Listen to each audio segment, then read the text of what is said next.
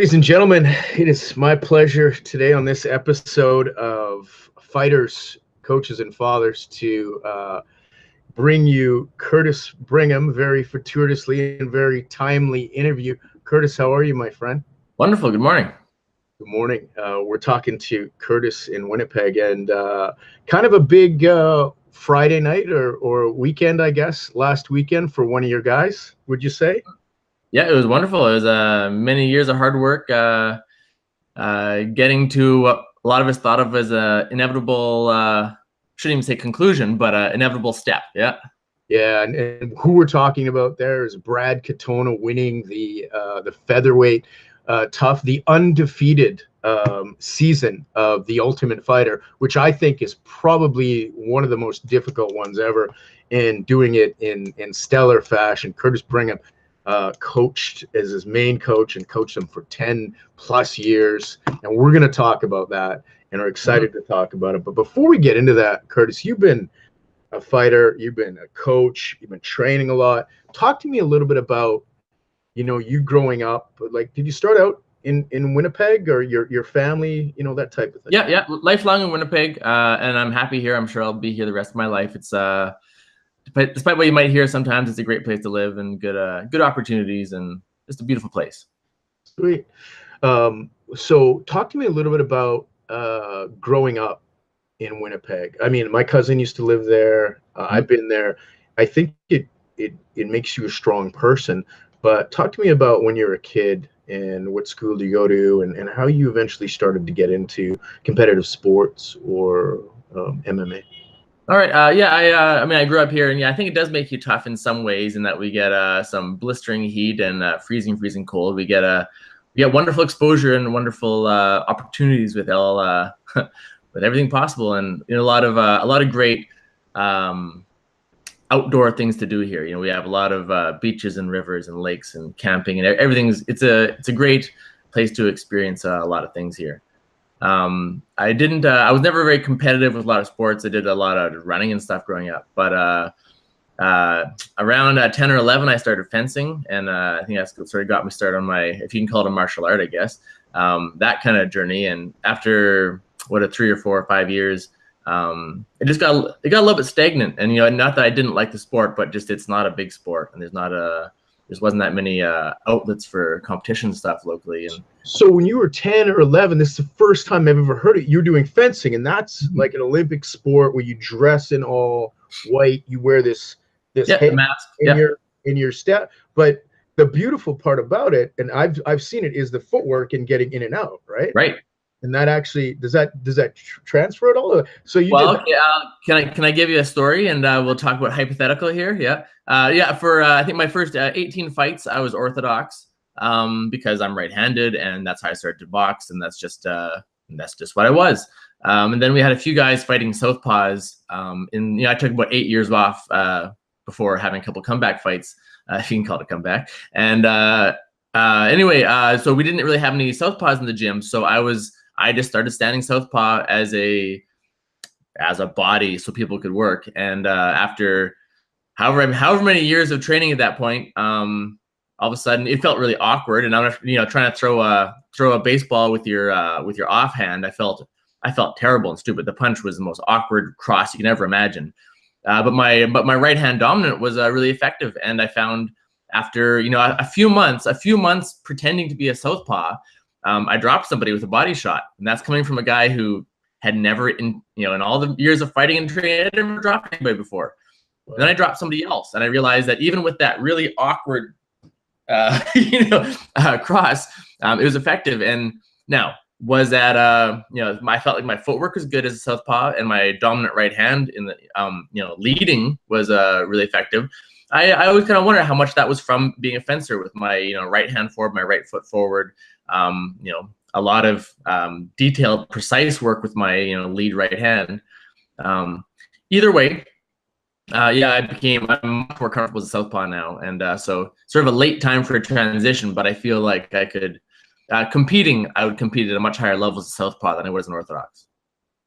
Interesting. So there was a bit of a transition when you went to southpaw, because that was the way that you were fencing as a kid. So you actually had been in that stance, and so your jab and then your right came across the other. Is that what you said? And then once I you know, I took some practice to get my dumb left hand thrown. But other than that, you know, the finesse of my right hand seemed to make up for it. You know? It's interesting when we talk. Was it from fencing? I can't tell you that for certain, but it would make some sense if you're looking for explanations. Oh, interesting. That's cool. So after fencing, and then realizing there's not a lot of competition where you wanted to go, how did you decide that the path forward to sheer luck? Sheer luck. Yeah, someone I was going to school with named Adam.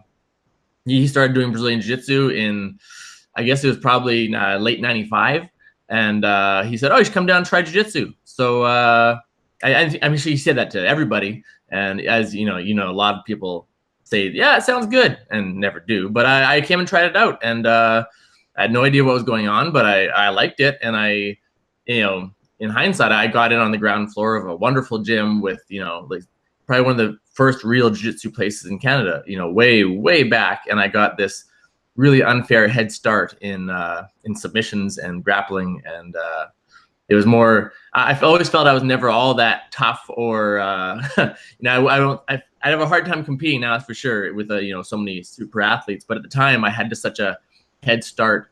I knew submissions and real submissions when a lot of people were, you know, watching UFCs and trying to figure out how to do an armbar. Right. Yeah, and you were like, when you look back at your record, I think it says you're 3-0 as an amateur, and then about 11-5 as a pro. So you were really, and that was quite a while ago, and that was right at the beginning, and that's pretty impressive.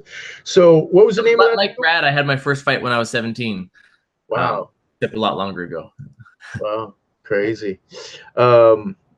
So talk to me about that transition. So when did you go from training there at that club to sort of moving forward and making Brazilian Jiu-Jitsu and MMA become part of something that you were going to just continue to do and be successful at? You know what? There was never a moment of decision where I decided that's what I was going to do. It just kind of, you know, my long-term coach had moved from Winnipeg, and I started teaching just a little group of brand new guys, and I was going to school at the time. I was in university, and my goal was always to get a real job. And you know, then I graduated from university and figured, you know what, I'll give this martial arts thing, you know, another year. I'll see if I can establish a club, and then I'll move to a real job. And year by year, it just kept, you know, the club was growing and doing better, and maybe I'm lazy at heart. I don't know, but it just kind of I kept putting off starting a real life, as a lot of people would call it. And I just kept growing the gym, and it kept doing well, and we had some success. And I mean, I still talk about getting a real job someday. It'd be nice to get a pension, but you know, I've got a wonderful life and a wonderful a daily life. You know, I've got a very rewarding job that's flexible, and I'm surrounded by all the best people in the world, I think. That's sorry, just closing my window as someone decided to do some weed whacking outside. That's awesome. And we realized that WAMMA, when at Saturday Night Fights and everything that your team and you guys had done, we realized, I think it was a couple times there when we were in Saskatchewan, and AJ had a bunch of guys, and there was this battle between Winnipeg and sort of Saskatchewan, and man, it went back and forth. We'd win a couple, and then all of a sudden WAMMA would come dominate, and it was just awesome to be part of that and to continue to be part of that. But we sort of hinted a little bit about at Brad Katona, and hopefully Kelly will be able to show the interview after he won the Ultimate Fighter. He's there with the guys from Ireland. He's there with John Cavanaugh and those guys, because he's moved there and he was training with them for quite some time. But man, the first thing out of his mouth was your name and investment of 10 years. Yeah. How did that feel? Oh, it felt great. Obviously, you know, it's Brad was a sleeper for a long time, and that, you know, he could have been a pro way earlier, but was, you know, stayed busy boxing and pursued boxing for a while and stuff. So when you know, he probably could have made it earlier, and it wouldn't necessarily have been a good thing. But you know, most people, you know, there's only so much amateur MMA you can do before you're a pro, and Yeah, it was inevitable, and sort of by putting off the push for the UFC and the UFC debut or the Ultimate Fighter, putting it off so long, he was, as you could tell by watching, he went in 100% ready, just as as perfect as you could be, really. Yeah, it's interesting. I heard an analogy about between a fern and a bamboo and the two types of plants. And a fern grows really quick and gets really green, but it's not overly strong. Bamboo takes 5 years. You got to water it before it actually breaks through, and then it grows like 70 feet in like less than a year. Like it's like in days, and that's why people are always like, "Oh, I just came on the scene and just an unbelievable fighter and talent." And you're like, these guys have been working forever to hone their craft. And I think that's a great story. He's almost like bamboo. You guys watered him. You guys kept him. He kept training. If you want a Manitoba analogy, I always say the oak and the poplar. We have crappy poplar that spring up and they grow, to twice the height of some of the oak I've got, and then they rot and fall over halfway, and for no good reason. And the oak just persevere and slowly get bigger and stronger. And yeah, that was Brad. He was, shouldn't say slow growing, because but before, by the time we unveiled him, he sure was good. And even as a pro, even as a 3-0, 4-0, 5-0 pro, I think he was underestimated a bit, because he didn't show his full game in a lot of his fights. Maybe he wasn't pushed as he never had to, and so people still think of him as, oh, he's a boxer, who can do jiu-jitsu and stuff. It's like, well, man, I think in the end, I think his jiu-jitsu is a better skill than his striking in a lot of ways. But people didn't recognize, and that's a great thing. You could brag to the world and say, I've got world-class jiu-jitsu, but I'd rather let someone find that out shockingly in a fight than to be given a heads up about it, right? Yeah. So talk to me about the traits of someone like Brad, and talk to me about the nature and nurture kind of aspect of it. What did he have naturally in him that you're like, that's something that I like to see? And then what didn't he have that you were able to say, do this? Brad was just a smart and athletic enough kid that he would listen and work really hard. What sets Brad apart was his work ethic by far. And you could talk about his composure and all that, but composure can be taught and get.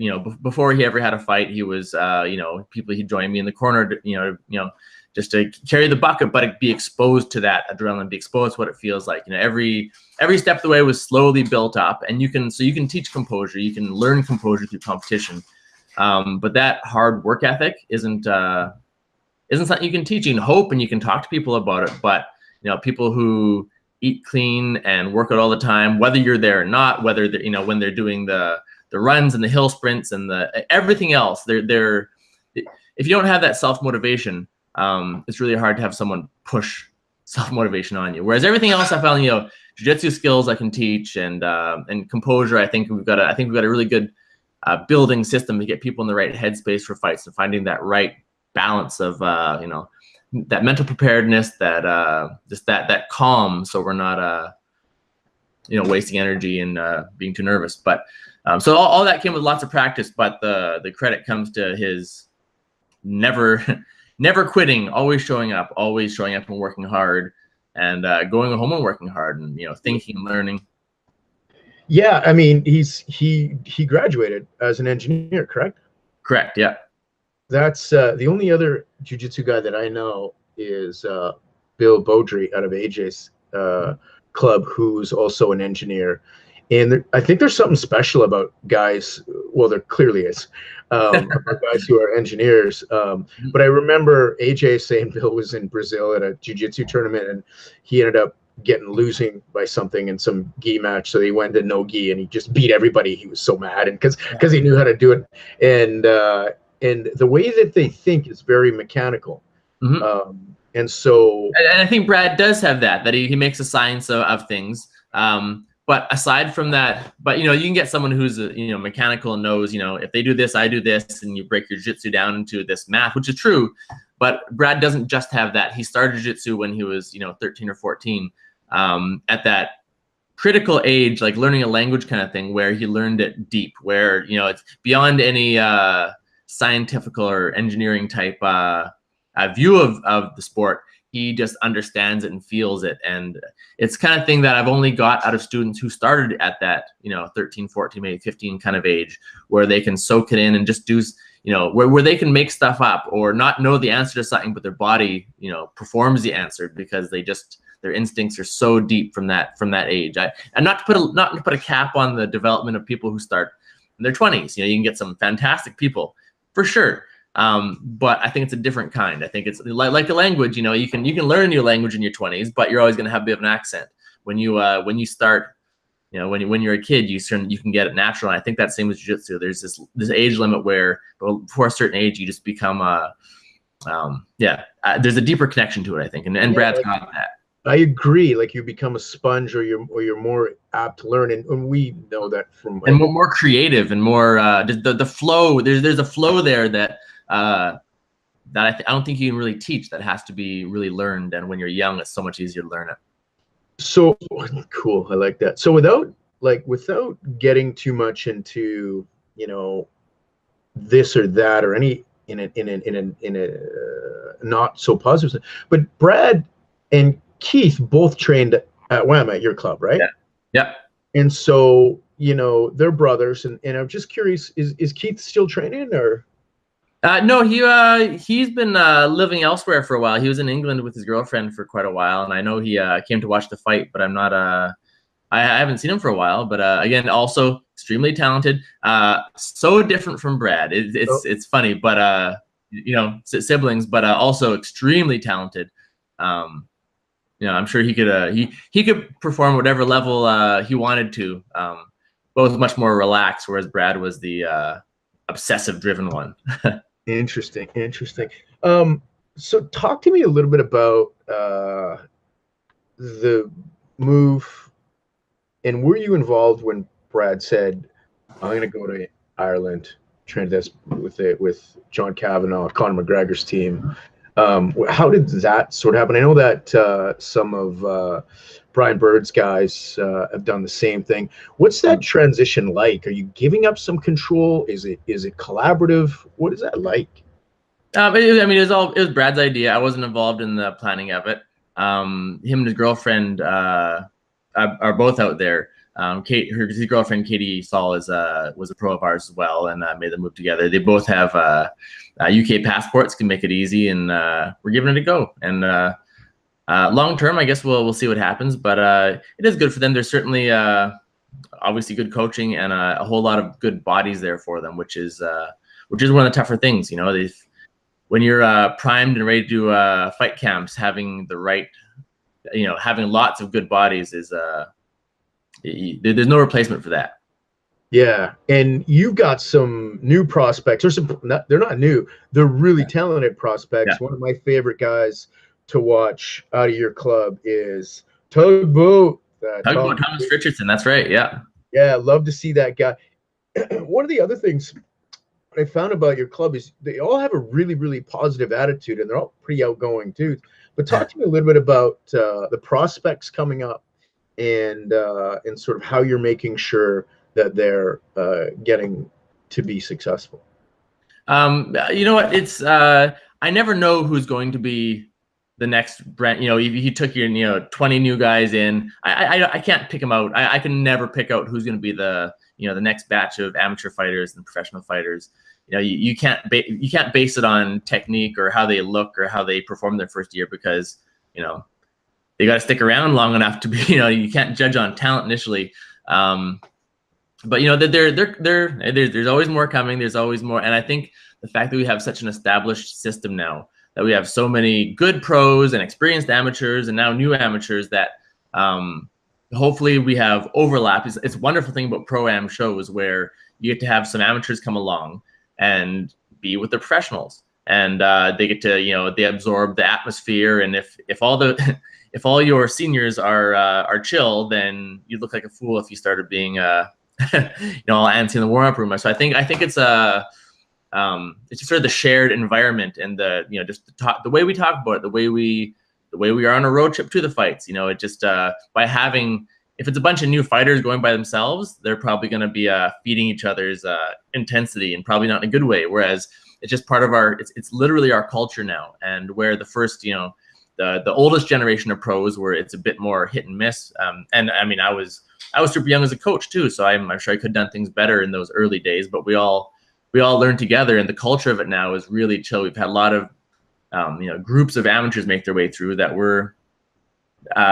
are teaching everybody along the way. Do you have any stories about Brad Katona as he was building up his skill level that might be interesting for people that maybe haven't been paying enough attention to his career?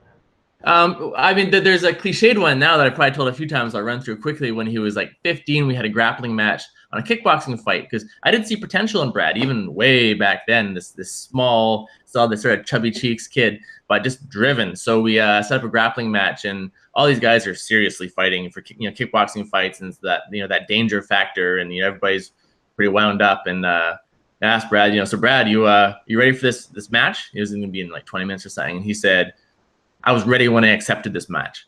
It was like, that was Brad. And that's that, he'd been working hard. He was ready for it. When he said yes, because he knew he could win it. And even at that, like that minute, it was really cute, but also, I'll never forget it. Cause he has that same intensity now, and he's had it since he was a kid. But as far as, I was thinking, for Brad on the kind of funnier side, we had a fight for him down in Minnesota years ago as an amateur still, but he always fought some pretty good guys actually. And this guy was an experienced kind of guy, and definitely older than him and bigger.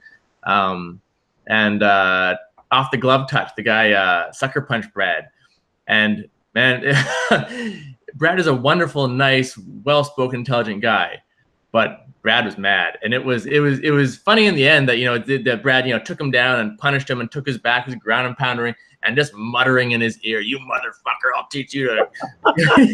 It was just teeing off on him, and round after round, I think it was the third round, he ended up choking him and putting him out of his misery. But Brad was so, which I think says something to his character, not the being mad so much, but that like Brad is a stand-up guy, and never in a million years would he sucker punch someone. And just the outrage of someone doing that to him was he won his fight, and we went back to the change room, and I was all happy and kind of forgot about it until Brad turned around and was still just fuming about the mistreatment.